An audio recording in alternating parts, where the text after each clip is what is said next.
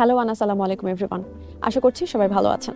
আজকে এমন একটা বিষয়ে কথা বলার চেষ্টা করব যেটা আমার কাছে মনে হয়েছে ঠিক এই মুহূর্তে যারা বাংলাদেশ থেকে বিদেশে মাইগ্রেট করার কথা ভাবছেন তাদের জন্য খুব গুরুত্বপূর্ণ। খুব কঠিন হলেও অনেক বড় একটা সত্যি কথা হলো বাংলাদেশ থেকে আমরা যারা বিদেশে স্টুডেন্ট ভিসায় যাওয়ার কথা ভাবি তাদের অধিকাংশেরই উদ্দেশ্য থাকে দেশ ছাড়ার। আর এই দেশ ছাড়ার সবচেয়ে সহজ, এফোর্ডেবল এবং নিরাপদ পদ্ধতি হচ্ছে স্টুডেন্ট ভিসা।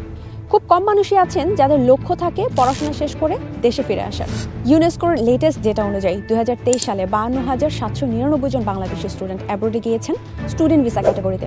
কিন্তু এই 52,799 জন স্টুডেন্টই কি লেখাপড়ার উদ্দেশ্যে গিয়েছেন অথবা যাওয়ার পর স্টাডি সাকসেসফুলি কমপ্লিট করতে পেরেছেন? ইস্টার্ন আই নামক একটা ব্রিটিশ সাপ্তাহিক সংবাদপত্র উল্লেখ করেছে যে ভারত এবং বাংলাদেশের ছাত্রদের মধ্যে প্রতি 4 জনের মধ্যে একজন ড্রপ আউট করছেন। কারণ হিসেবে তারা বলেছেন যে এসব স্টুডেন্টরা স্টাডি ভিসায় বিদেশে যান ঠিকই, কিন্তু কাজের সুযোগ খোঁজার জন্য তারা পড়াশোনা ছেড়ে দেন। সহজ কথায় আমি যেটা বোঝাতে চাইছি সেটা হলো বাংলাদেশের মতো একটা ডেভেলপিং বা ইমার্জিং লোয়ার মিডল ইনকাম ইকোনমির কান্ট্রি থেকে আমরা যারা কোনো ডেভেলপড কান্ট্রিতে যেতে চাই তাদের বিদেশ যাওয়ার মূল উদ্দেশ্য যতটুকু না লেখাপড়া করা তার চেয়েও বেশি হলো একটা সিকিউর লাইফ পাওয়া, একটু বাড়তি ইনকাম করে দেশে নিজের পরিবারকে আরেকটু ভালো রাখার চেষ্টা করা এবং পরবর্তীতে সেটেলমেন্টের সুযোগ পেলে পরিবারের মানুষগুলোকেও নিজেদের কাছে নিয়ে আসার চেষ্টা করা। এই যে স্টুডেন্ট ভিসা নিয়ে প্রতি বছর এত মানুষ দেশ ছাড়ার প্ল্যান করছেন, এদের মধ্যে বেশিরভাগই স্কুল কলেজ বা ইউনিভার্সিটি পড়ুয়া ছাত্রছাত্রী হলেও অনেকেই আছেন যারা দেশে নিজেদের অবস্থান থেকে বেশ ভালো স্টাবলিশড ক্যারিয়ার ছেড়ে দিয়ে বিদেশে যাওয়ার কথা ভাবছেন। এখন কথা হচ্ছে আমরা যারা বিভিন্ন কারণে বিভিন্ন জায়গা থেকে স্টুডেন্ট ভিসায় বিদেশে যাওয়ার পরিকল্পনা করছি তারা কি আদৌ বর্তমান সময়ের প্রেক্ষাপটে স্টুডেন্ট ভিসায় অ্যাব্রোডে যাওয়ার জন্য নিজেদেরকে প্রস্তুত করতে পারছি? খুব রিসেন্ট কয়েকটা নিউজ যদি আমরা একটু গো থ্রু করি, অস্ট্রেলিয়া স্টুডেন্ট ভিসার রুলস আগের তুলনায় অনেক কঠিন করে দিয়েছে, যেটা এই 2024 থেকেই ইমপ্লিমেন্ট হয়েছে। স্টুডেন্ট ভিসার জন্য ইংলিশ ল্যাঙ্গুয়েজ রিকোয়ারমেন্টস আগের তুলনায় ইনক্রিজ করা হয়েছে। সেই সাথে জেনুইন স্টুডেন্ট টেস্ট নামে তারা একটা টেস্টিং সিস্টেম চালু করার পরিকল্পনা করছে, যাতে করে ইন্টারন্যাশনাল স্টুডেন্ট যারা অস্ট্রেলিয়াতে স্টুডেন্ট ভিসায় আসে তাদেরকে স্ক্রিনিং করা যায়। তারা যেন পড়তে এসে পড়ার চেয়ে কাজের জন্য বেশি সুযোগ না খোঁজে, এই ব্যাপারটা মনিটর করার জন্য বা কন্ট্রোল করার জন্য। কানাডা ইন্টারন্যাশনাল স্টুডেন্টদের জন্য ব্যাংক স্টেটমেন্টে যে ফান্ড দেখাতে হয় সেটার পরিমাণ বাড়িয়ে দিয়েছে। সেই সাথে ইন্টারন্যাশনাল স্টুডেন্টদের জন্য ওয়ার্ক পারমিটে যে ল ছিল সেটা পরিবর্তন করেছে এবং স্পাউস বা ডিপেন্ডেন্টের ওয়ার্ক পারমিটেও পরিবর্তন এনেছে। ইউকে ইন্টারন্যাশনাল স্টুডেন্টদের জন্য বেশ কিছু নতুন নিয়মকানুনের সাথে সাথে স্পেসিফিকলি ডিপেন্ডেন্টদের উপর রেস্ট্রিকশন দিয়ে দিয়েছে। শুধুমাত্র পোস্ট গ্র্যাজুয়েট রিসার্চ কোর্স অথবা গভর্নমেন্ট স্কলারশিপ যারা পাবেন তারা ছাড়া ইউকেতে অন্য স্টুডেন্টরা ডিপেন্ডেন্ট নিয়ে মুভ করতে পারবেন না। এবার ইউরোপিয়ান কান্ট্রিগুলোর দিকে যদি একটু তাকাই, বর্তমানে ভিসা রেশিও, ফ্যামিলি নিয়ে মুভ করা, কাজের এবং ইনকামের সুযোগ সব দিক বিবেচনা করে অনেকেই ডেনমার্কের নাম পছন্দের তালিকায় প্রথম দিকে রাখছেন। কিন্তু ডেনমার্কের এবারের সেপ্টেম্বর 2024-এর অ্যাডমিশন সিনারিও অনেকটাই চেঞ্জ হয়ে গেছে। বিভিন্ন গ্রুপে এটা নিয়ে অনেক কথাও হচ্ছে। অনেকেই তাদের রিজেকশন লেটার পোস্ট করে হতাশা প্রকাশ করছেন। অনেকেই আবার বলছেন যে তাদের মতো সেম প্রোফাইল নিয়ে আগের সেমিস্টারে তাদেরই পরিচিত কোনো বন্ধু বা আত্মীয় অ্যাডমিশন পেয়েছিলেন, কিন্তু এই সেমিস্টারে সেই সেম যোগ্যতা বা তার চেয়েও একটু বেশি যোগ্যতা দক্ষতা নিয়েও এই সেমিস্টারে অনেকেই অ্যাডমিশন পাননি। Denmark officially student visa related কোনো রেস্ট্রিকশন না দিলেও ডেনমার্কের পাবলিক ইউনিভার্সিটিগুলো অ্যাডমিশনের ক্ষেত্রে এখন বেশ কিছু পরিবর্তন এনেছে। সেই সাথে তাদের যাচাই বাছাইয়ের পরিমাণও অনেকটাই বাড়িয়ে দিয়েছে। আর এই সব কিছুর সাথে প্রচুর পরিমাণ স্টুডেন্ট ডিপেন্ডেন্ট সহ ডেনমার্কে আসার কারণে রিসেন্ট টাইমে দেখা যাচ্ছে যে কাজের সুযোগ আগের তুলনায় অনেকটাই বেশি কম্পিটিটিভ হয়ে গেছে। এরপর ফিনল্যান্ড বা নরওয়ের কথা বললে অনেক ফেসবুক গ্রুপ বা কন্টেন্ট ক্রিয়েটরদের কাছ থেকে শোনা যাচ্ছে যে বর্তমানে ফিনল্যান্ডে ইন্টারন্যাশনাল স্টুডেন্টরা অনেকেই মাসের পর মাস জব ক্রাইসিসে আছেন। কাজের অভাবে, ফিনান্সিয়াল প্রবলেমের কারণে অনেকেই নাকি আবার ফিনল্যান্ড ছাড়ার প্ল্যান করছেন, যদিও এটার কোনো অফিসিয়াল এভিডেন্স আমি পাই নাই। নরওয়েতে 2023 থেকে ইন্টারন্যাশনাল স্টুডেন্টদের জন্য টিউশন ফি ইম্পোজ করা হয়েছে, যেটা আগে ফ্রি ছিল। আচ্ছা, এতক্ষণ তো সরকার প্রদত্ত যে নিয়মকানুন বা বিধিনিষেধ আরোপ করা হয়েছে সেগুলো নিয়ে কথা বললাম। এবার ব্যাপারটাকে একটু অন্য দিক থেকে যদি দেখার চেষ্টা করি, ঢাকা ট্রিবিউনের একটা সংবাদে বলা হয়েছে যে অনেকেই ইউকেতে এসে তাদের এমপ্লয়মেন্ট সিকিউর করতে পারছেন না কারণ তাদের যথেষ্ট যোগ্যতা দক্ষতা নেই।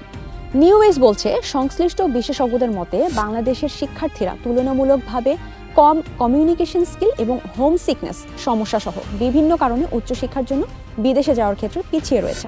এখানে আরও বলা হয়েছে যে বাংলাদেশি স্টুডেন্টরা ইংলিশ, ম্যাথমেটিক্স এবং সায়েন্সে দক্ষ না এবং বাংলাদেশি শিক্ষার্থীদের যথাযথ যোগ্যতা না থাকার কারণে অনেক অ্যাপ্লিকেশন রিজেক্ট করা হচ্ছে। তো এখন একটা প্রশ্ন আসে, এই যে আমাদের দেশের শিক্ষা ব্যবস্থায় ডিপ্লোমা কোর্স, মাদ্রাসা শিক্ষা কিংবা উন্মুক্ত বিশ্ববিদ্যালয়, এই শিক্ষা ব্যবস্থাগুলো রাখা হয়েছে, এগুলোর জন্য আদৌ কি আমাদের দেশ কোনো ইফেক্টিভ জব সেক্টর তৈরি করছে? আর যেই দেশের শিক্ষা ব্যবস্থা সেই দেশের স্টুডেন্টদেরকেই কাজের সুযোগ করে দিতে পারে না, হায়ার এডুকেশনের ব্যবস্থা করে দিতে পারে না, সেই শিক্ষা ব্যবস্থা কিভাবে একজন স্টুডেন্টকে আন্তর্জাতিক বাজারে প্রতিযোগিতায় টিকিয়ে রাখতে পারবে? চ্যাটজিপিটিকে জিজ্ঞেস করেছিলাম বাংলাদেশের স্টুডেন্টদের অ্যাব্রোডে হায়ার এডুকেশন দিন দিন কেন ডিফিকাল্ট হয়ে যাচ্ছে। সেখান থেকে যে অ্যান্সারগুলো পেয়েছিলাম সেগুলোর মধ্যে রাইজিং কস্ট, মানে বিদেশে পড়তে যাওয়ার খরচ দিন দিন বেড়ে যাচ্ছে।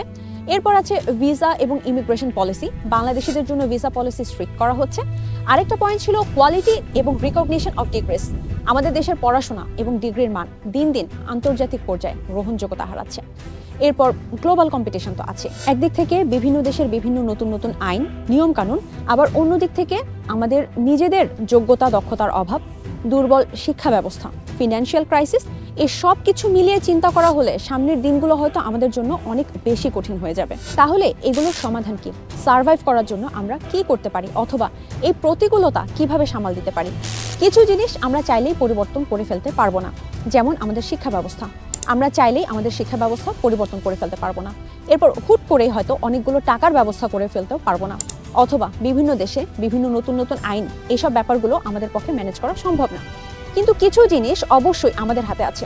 উন্নত দেশগুলো দিন দিন উন্নত কেন হয়? কারণ তারা যোগ্যতার মূল্যায়ন করে। আমাদের হাতে আর কোনো উপায় না থাকুক, অন্য কোনো বাধাকে প্রতিহত করার শক্তি না থাকুক, নিজেকে ধীরে ধীরে যোগ্য করার শক্তিটা কিন্তু আমাদের নিজেদের হাতে। আমরা চাইলেই নিজেদের স্কিল ডেভেলপ করতে পারি, নিজেদের যোগ্যতা, দক্ষতা, অভিজ্ঞতা আরও ঝালাই করে নিতে পারি। ইংলিশ ল্যাঙ্গুয়েজ প্রফিসিয়েন্সি বাড়ানো, communication skill, networking skill, extra curricular activities, voluntary activities, email writing, CV writing, presentation skill, internet, search engine, AI, এসব টেকনোলজিগুলোর প্রপার অ্যাপ্লিকেশন শেখা। কেউ যদি ইউরোপের কোনো দেশে যাওয়ার প্ল্যান করেন তাহলে সেই দেশের ভাষাটা আগে থেকে একটু প্র্যাকটিস করা। এখন ডুওলিঙ্গোতে অলমোস্ট প্রচলিত সব দেশের ভাষাই বেসিকটা শিখে নেওয়া যায়। কারো যদি ইউনিভার্সিটিতে রিসার্চের সুযোগ থাকে, পাবলিকেশনসের সুযোগ থাকে, সেই সুযোগগুলোকে কাজে লাগানোর চেষ্টা করা, যাতে পরবর্তীতে দেশের বাইরে রিসার্চ বা স্কলারশিপের মতো সুযোগগুলোকে গ্র্যাব করা যায়। এই যে ছোট ছোট দক্ষতা, নিজেকে আর 10 জনের চেয়ে এগিয়ে রাখার জন্য এই প্রত্যেকটা ছোট ছোট স্টেপ, এগুলোই আমাদেরকে প্রতিযোগিতায় অনেকটাই এগিয়ে রাখতে পারে। যত দেশ যত রুলস রেগুলেশনসই দিক না কেন, কিছু মানুষ ঠিকই নিজেদের অবস্থানকে শক্ত করে নিজেদের লক্ষ্যে পৌঁছে যাবেনি। এইসব নিয়ম নীতি বছরের পর বছর ধরে পরিবর্তিত হচ্ছে, তাই বলে সবাই কিন্তু থেমে যায়নি। শেষ করার আগে এতটুকুই বলতে চাই, এক্সকিউজ দিলে দেয়াই যায়। আমাদের দেশের শিক্ষা ব্যবস্থা ভালো না, তাই আমি পারবো না। সামাজিক রাজনৈতিক অবস্থা ভালো না, তাই আমি পারবো না। আমার বাবার টাকা নাই, তাই আমি পারবো না। এইসব শুধুই অজুহাত। আপনি যদি যোগ্য হন, 1000 জনের ভিড়ে আপনি যদি একটু হলেও আলাদা হন, তাহলে ওই 1000 জন যেটা পারবেন না, আপনি ঠিকই সেটা অ্যাচিভ করে নিতে পারবেন। আপনার লাইফের ক্যাপ্টেন আপনি নিজে। আপনার জীবনের জাহাজ কতটুকু গতিতে কোন ডাইরেকশনে যাবে সেটার সিদ্ধান্ত আপনাকে নিতে হবে। So keep trying, be confident and go beyond the Horizon.